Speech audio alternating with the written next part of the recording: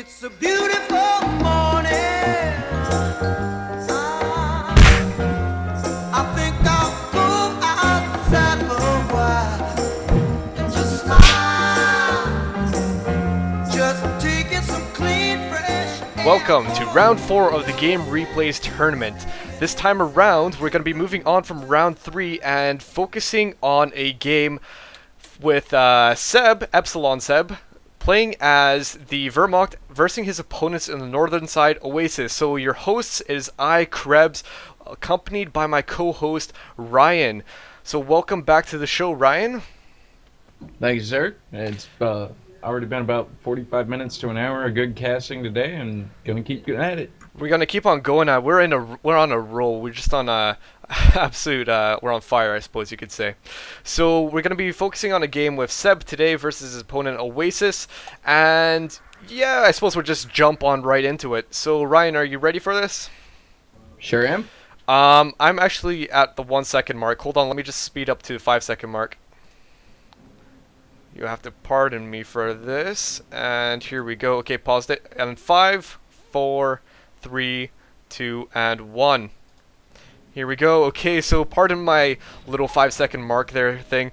But we have Seb bringing out his Wehrmacht quarters just on the edge of the home sector. So good to be seeing that. So far in this tournament, we've been seeing a lot of good play from all the players, really. And I suppose we have only casted one game, so to say, so far, featuring Risky versus Seth. But to be honest, the two games that they played was actually very good. They've played some unusual sort of styles, and so far is very entertaining. Would you agree with that? Oh, yeah. The tournaments are classic for really, defining a lot of the different strategies and play styles, and at least giving a foothold to people who are thinking about strategy and developing it for the community as a whole to be used and kind of refined by the people who are out there playing games every single day. And that's the sort of thing, when you're an average sort of player, and I'm not trying to demean anyone, you can get sort of stuck on what should I do next, what kind of strategy should I do, is there actually anything else that's different in this game? And you might actually come to a roadblock or sort of brick wall, and when you're watching these sort of tournaments, you get thrown back into the deep end, and everything you knew was sort of blown away. Just all these new strategies that come out, units work differently than you initially thought they would, and it's sort of good to see that, just because these tournaments shake up what strategies are currently out there, and obviously they can introduce some new ones and lead on to future ones. Yeah, and while we're sitting here talking about the wonders of tournaments and strategy and all of those things, we see the Americans moving up towards the east side cutoff. We have the MG actually suppressing the engineers over here on the high fuel point. That's against a rifleman start, getting that MG out and letting it know where it's at. You really have to be careful with that. You'll end up with a flank, but the MG bike start is going to help you kind of delay that. I like that that he has the MG out so early. It's kind of unusual that the Wehrmacht do something like that, but it's pretty cool that he is, and he's actually, funnily enough, using it to cap away at points. Rightly so as well, because he's obviously had to force retreat an engineer squad, and he has that motorcycle providing a lot of sight. So if there's not going to be anything nearby, you might as well just use that MG to cap away at stuff than just keeping it stationary and just having their sauerkraut sandwiches, whatever, just make them do something. The Lindenberger. Okay, so anyway, we got some more capping going along. The riflemen are moving up forward, taking the right-hand side, so the Americans must have given up on the left-hand side, obviously because they realized that there's an MG over here. The motorcycle is just sitting around. However, they are moving now just to see what is going on, but the motorcycle is not going to be able to do that much. He's just going to be harassing the engineers, but still backing off away from that because a rifleman squad is just coming out of that barracks. But Ryan, what is he doing? What is the motorcycle doing? Well, he's actually pushing the rifleman so that he can get his MG set up. You see the MG burst coming out and killing one of the men of the rifleman squad and instantly suppressing it. So that's what he was doing, was just basically delaying those riflemen from being able to move up and out of the arc of fire of the MG. I think that was just my screen because I was just looking at the motorcycle and then I didn't see the MG, but nice to see that happening just because it looked like the motorcycle was doing wheelies around the rifleman. So good to see that the motorcycle is actually harassing the units rather than trying to be a stunt devil. There is capping going away on the left hand side, but no, it actually looks like barbed wire is coming down by the Pioneers from Seb. And he's just cutting off the left-hand side entirely, so he doesn't look like he's even going to bother with the high munitions point. He's just going to keep the fuel points safe and sound. Yeah, and the only thing I can imagine that that particular set of wire is really for is to keep a flank from happening on that on the hay bale section right outside of that strategic point there. And on the right-hand side, we have quite a bit of action. The rifleman squad that was actually behind the MG squad was a bit confused in what they should have targeted. I was thinking they would target the MG straight away. Instead, they weren't actually doing that. So that's why they didn't do such a great job against the MG. The MG actually managed to retreat with the full squad, however damaged it is right now. Capping away on the left-hand side by the Pioneers and the Engineers back on the cutoff point. Like seeing that sort of stuff. In terms of units, we have a sniper out in the building, hiding away inside there, and just coming out. And oh my gosh! Ryan, did you see that? It was at half health, and then all of a sudden, down to nothing. That's just a brutal loss, you know, I mean, to be in that situation. There really isn't, with the rifleman position where they were, they could shoot at both doors of the exit of that house. You know, that was pretty random, but that's one of the risks of putting a sniper in a house with riflemen nearby.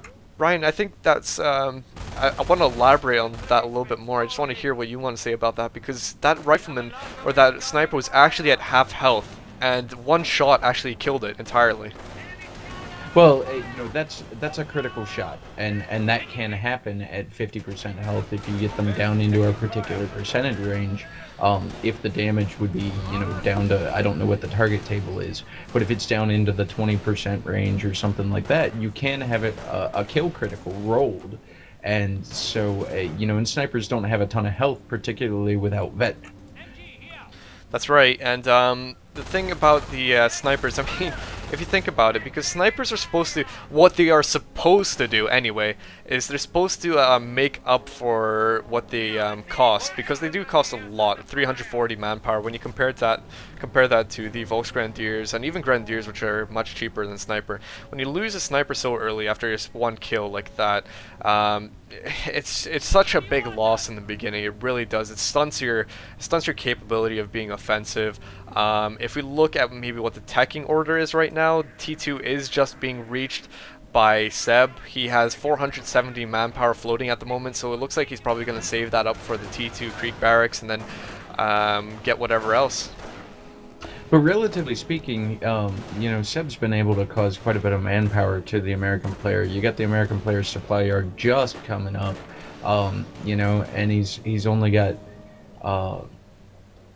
basically he's going for motor pool at this point, and he can't even really fully reinforce this rifle squad due to the amount of manpower required, or couldn't.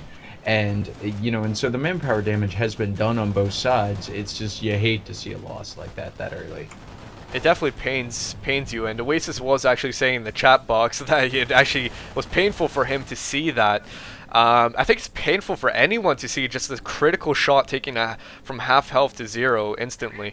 But if we're actually talking about, as you were saying, the manpower cost on the riflemen, if we look at the map at the moment, pretty much 3/4 of the map is in control of the Wehrmacht. They've very much so done a good job at holding most of the map's territory in their favor.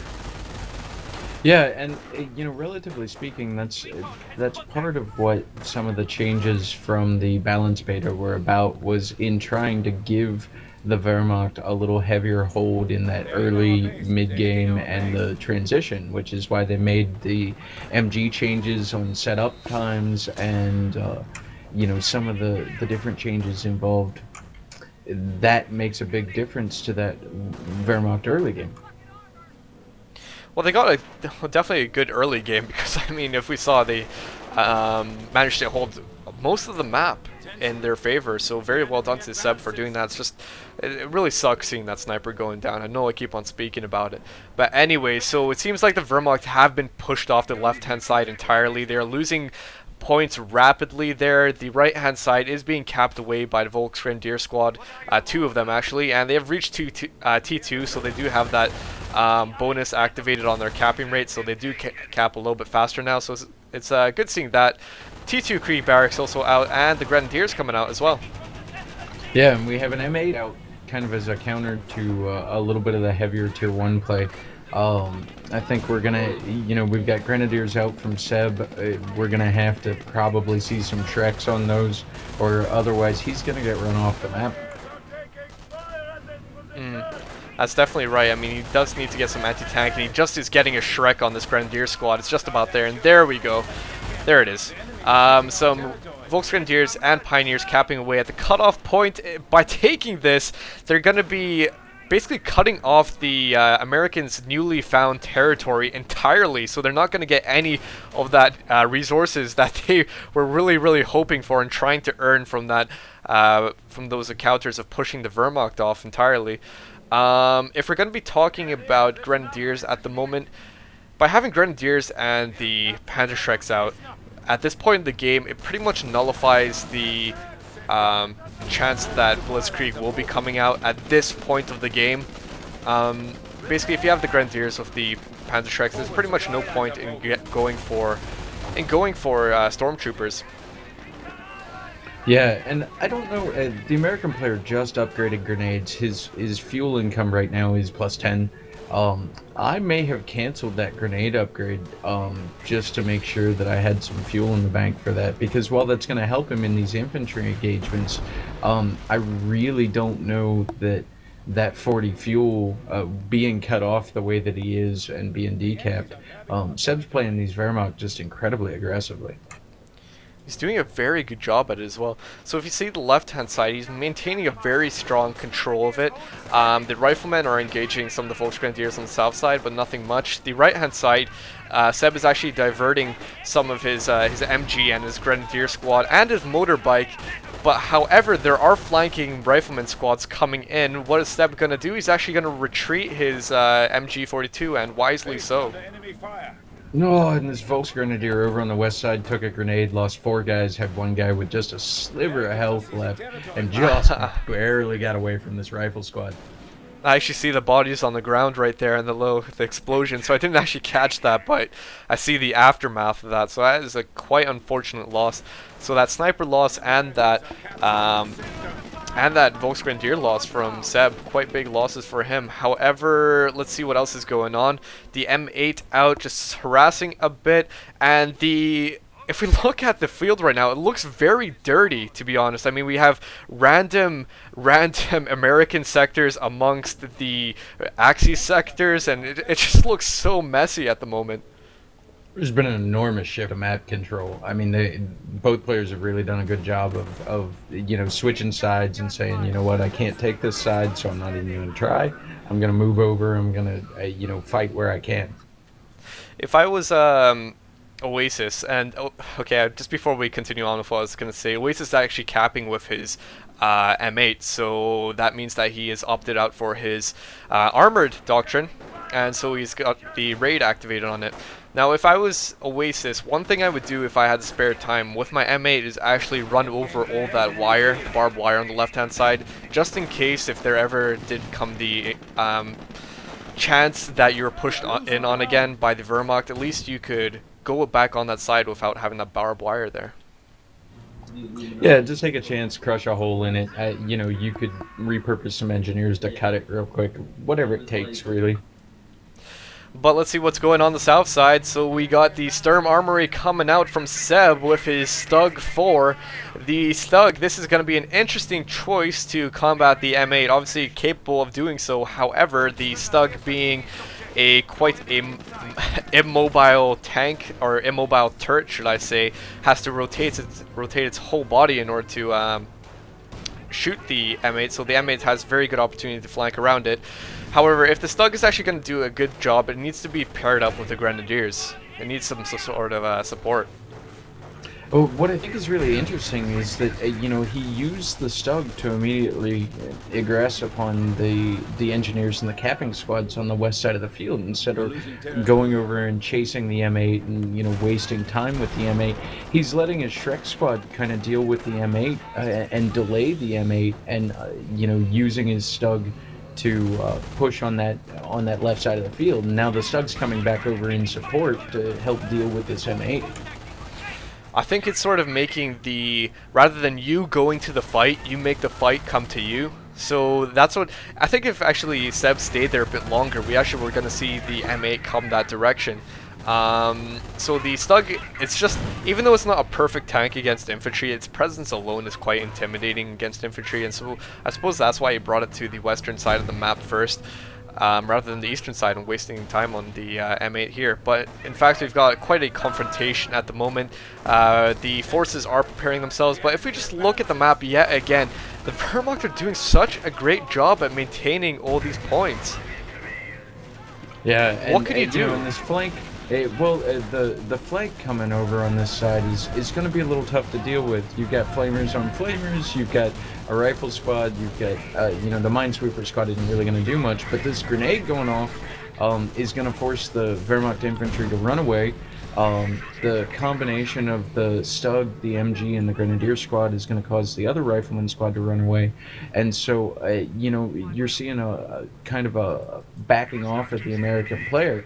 And the Wehrmacht player is really doing a great job. He's got an AT gun out, and he's bringing a half-track out, which I find a little bit odd, but he's bringing a second AT gun out, and that's really what you need to deal with those Stugs. You get a couple of ATs the M8 can support, and kind of handle some of the infantry games. The half-track may very well help with those infantry games as well, and you just have to use a combined armed force. Well, if I'm going to be talking about the combined armed forces of, say, Seb really has everything. I mean, come on, if we just look at what he has MP40 Volks, he has normal Volks, he has Panzerschreck Grenadiers, he has Stugs, he has MG for suppression, he has flamethrowers, he has, like, literally everything you could pretty much need in order to combat pretty much anything this game can throw at you.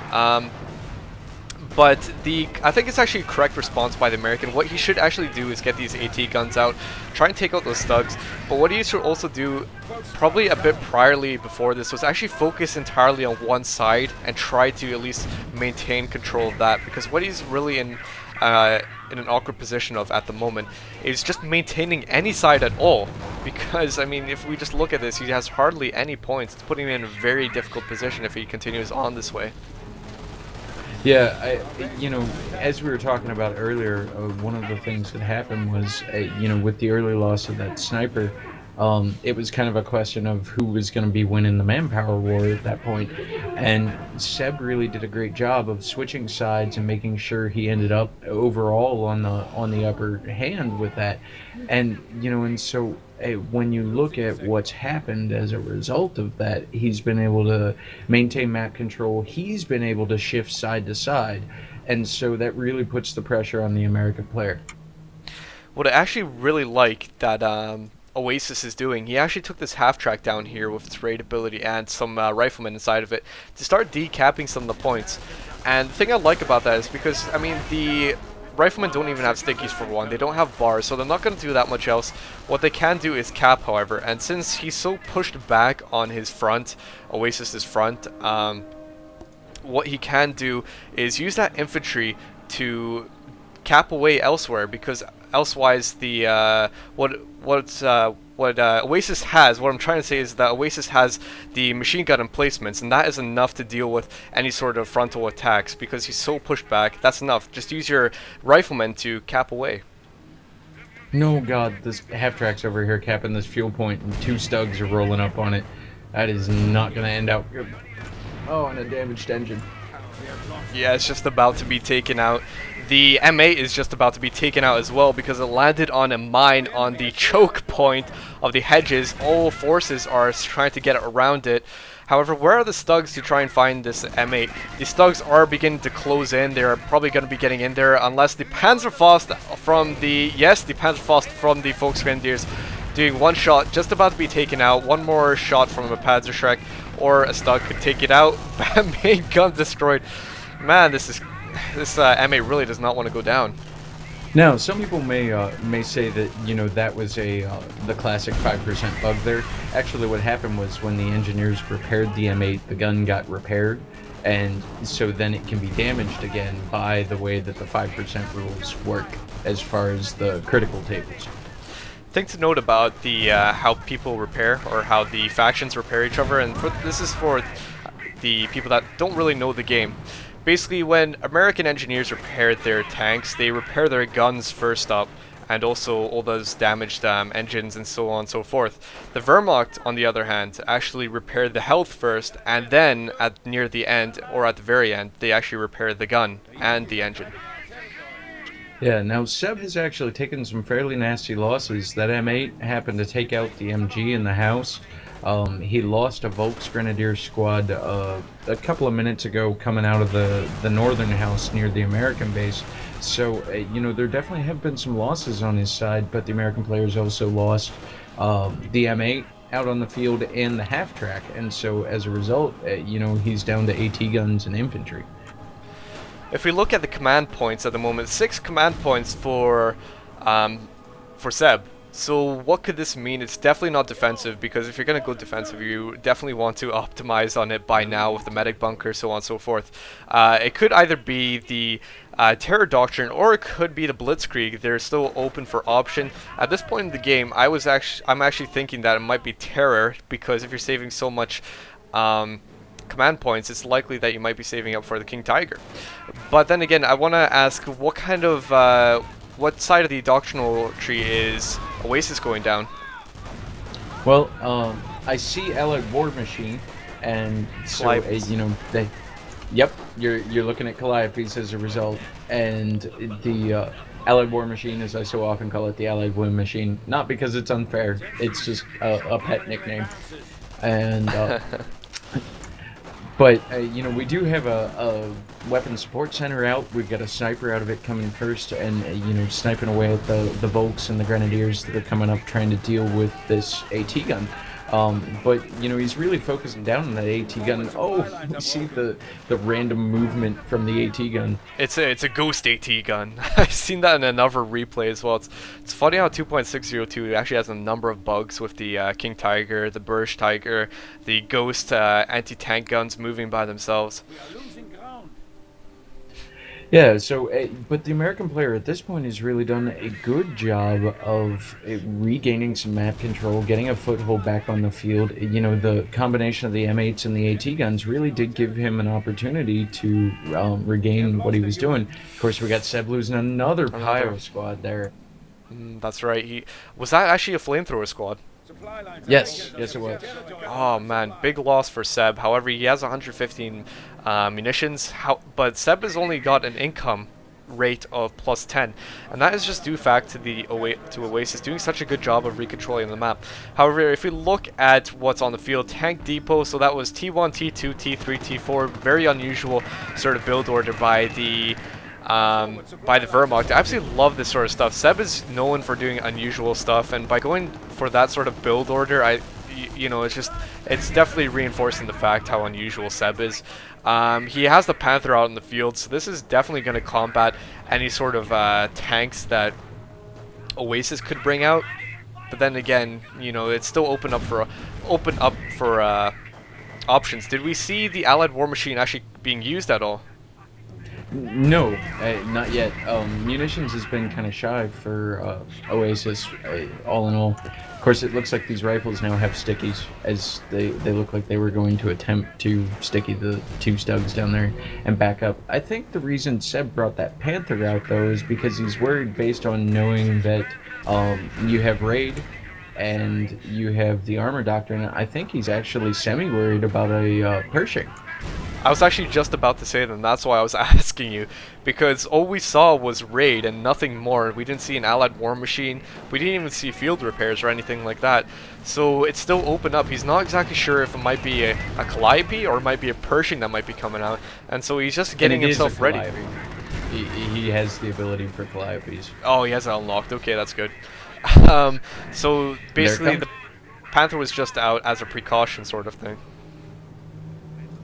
Yeah, and you know, and that's not a bad precaution to take. He's got a couple actually, I only see one mine up near the front of his base there, and there you see the first Calliope barrage, doing a little bit, chasing away the Stug, but not really doing a ton. Not really doing a ton, indeed. Calliope, interesting choice at the moment. I mean, if we look at how many squads are on the field now, there are 2 Grenadier squads, Volksgrenadier, and 2 Pioneers. Not much in terms of infantry. The Calliope is only going to be good at weakening up the lines. It's kind of an iffy choice. I think I personally might have gone for the Pershing, just due to the fact that if you have the Calliope and you don't have stickies, all you have to rely on in terms of anti-tank is just the anti-tank guns. I personally would have gone for the Pershing. Well, you know, it looks like he does have stickies. Like I said, he looked like he was doing the stutter step towards the Stugs.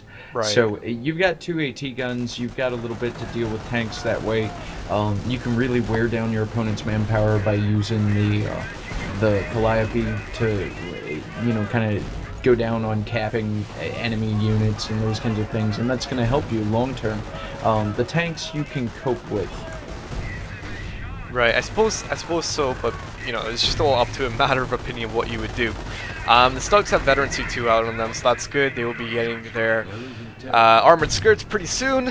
And so what else is going on the field? Some AT guns taking shots out on the tanks. We also have the Volksgrenadiers moving on in, some Calliope just hanging back there, just recharging himself.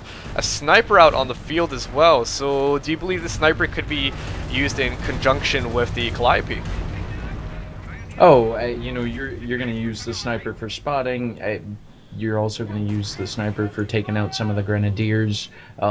That's kind of Grenadiers, you know, Achilles' heel that way. If you get a sniper or 2 out on the field, it's going to lessen their effectiveness.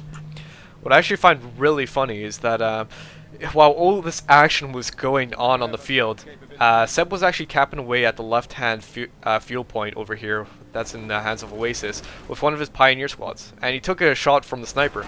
And almost immediately after taking that shot and losing a Pioneer, he actually retreated right away. And I think that just has to has to show just how much micro these guys have. Whilst all this action is going along the right-hand side, he is still aware of what's going on the left-hand side. Are you watching the Knights Cross? Oh yeah. They, you know, the Knights Cross with their passive regen, and now with med packs popped right in front of this group, they're not going to do great. They are overwhelmed as far as force goes there, but still an impressive showing from them for the longevity that they were able to walk into that force and just stand there. Well done. But yeah, then again, being a bit too cocky with those, because if you guys are aware, metapacks are going to slow you down, and even on the retreat they're going to slow you down. So it puts you in a very vulnerable position. Just got to be careful with that, really. Looking at the VPs, 164 for the Americans and 431 for the Wehrmacht for Seb. So the Americans are really on the pushback at the moment. The Panther moving in on the Calliope, but nothing to really oppose the Panther. There is another Calliope coming out. The anti-tank gun is turning itself around to take on the Panther, so the Panther obviously has to divert itself elsewhere to get on out of there, unless it can go in between the buildings to dodge those anti-tank guns. This is looking kind of bad for the Calliopes, really, and the Americans. Yeah, well, using your own base buildings, you know, we might see those base buildings deleted just to give the AT guns line of sight, although I doubt it. This one is turned around, it's got plenty of sight. But he is, again, hiding behind the buildings, and he's just looking away at the Calliope. Stud going down, another stud just landing on a mine, one Calliope taken out, the Pioneers moving in, the Knights Cross going in, the Grenadiers going in, annihilating all of the anti-tank guns. This is what I mean by such a fragile sort of unit base. This is why I personally would have gone for the Pershing instead of the Calliopes, just because as soon as those anti-tank guns are out, what else do you have, right? The Panther just taking the last few shots, the Grenadiers devastating the base. I don't think there's any way to recover from this. No, and apparently the American player doesn't have stickies, and I made a mistake there, just in assuming based on the way the units were moving, but because that Panther could have gone down as a result, and that would have probably actually saved him in this engagement. So I think if we're going to be talking about the post replay commentary or whatever you want to call it a bit prematurely, I think if the Americans were able to do something a bit better, don't go for the Calliope. I mean, that's not what he needed it out, to be honest. I think just, the Calliope were just softening up whatever the Wehrmacht had, but it really wasn't doing that much. And I keep on saying this, but the Pershing would have helped a lot more against the Stugs, against the Panther, for example. Yeah, and you've got just kind of the death throes of the American, the sniper going down from, it looks like the MG gun, the MG on top of the Stug. That's very nice. So the Stug does not normally have that. I believe it's Veteran C2 it gets out that MG on top of the Stug, right? Yes, Vet 3 is Skirts, Vet 2 is the MG on Panthers and Stugs and Panzer IVs. Kind of interesting. Seb is at 105 fuel. Maybe he just hasn't realized it. But, if I was him, I might actually have gone for my Armored Skirts, the other 70 fuel to get the Veteran C3 a bit earlier to get the, the Armored Skirts, and that would have helped a lot in keeping these tanks up alive a bit longer.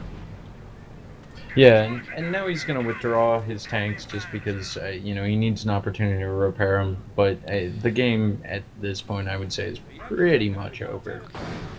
But the American is still, Oasis is still trying to hang in there, trying to cap away at the VP point, just trying to delay it as much as possible. However, it's very unlikely the MG is, with its very insane arc of fire, managing to suppress some of these squads.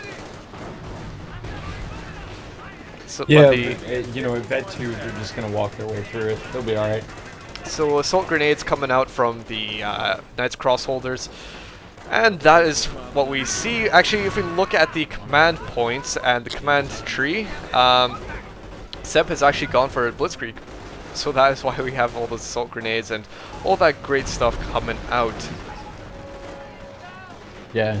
So here we have the GGs. We got Riflemen retreating into 2 squads of Knights Crossholders. That's not going to last very long. And that is the end of the replay. So I think we were pretty much went over what could have been improved, at least on the Americans' part. Do you think anything to say on the Wehrmacht's part? Well, I take a slightly different view on the American side, in saying that the Pershing probably would have been a little too late, but it would have been more effective than what the Calliopes were. I think just getting stickies and being able to delay those tanks and hit them with the 2 Calliopes that he called in would have helped the American player far more than getting the grenades that he was using at one point in the game. Also, what I think about the American player, instead of that sniper, I think he should actually have gone for an MG, an HMG, to cover those AT guns, because obviously they were held back near the base, but out of the range of those of the MG emplacements, and that's why we saw the Knights Crossholders and that get in on the AT guns. So rather than having that sniper come out, I actually would have liked to have seen HMG to cover those anti-tank guns. I would have liked to see the Pershing and possibly some stickies as well, and I personally believe that the Americans would have fared a lot better than they did. Yeah, as far as the Wehrmacht player in Seb goes, I really don't have a whole lot negative to say. He took a couple of really bad, unlucky hits along the way, but he really did. He swept side to side. He maintained map control. As the Wehrmacht, he really just did a fantastic job. He took some unlucky shots here and there. There's a little bit of miss micro that was going on with this house, where he jumped into the house with flamers in the general area and took some damage. That's why he lost the 1 bulk squad. But past that, he won the game.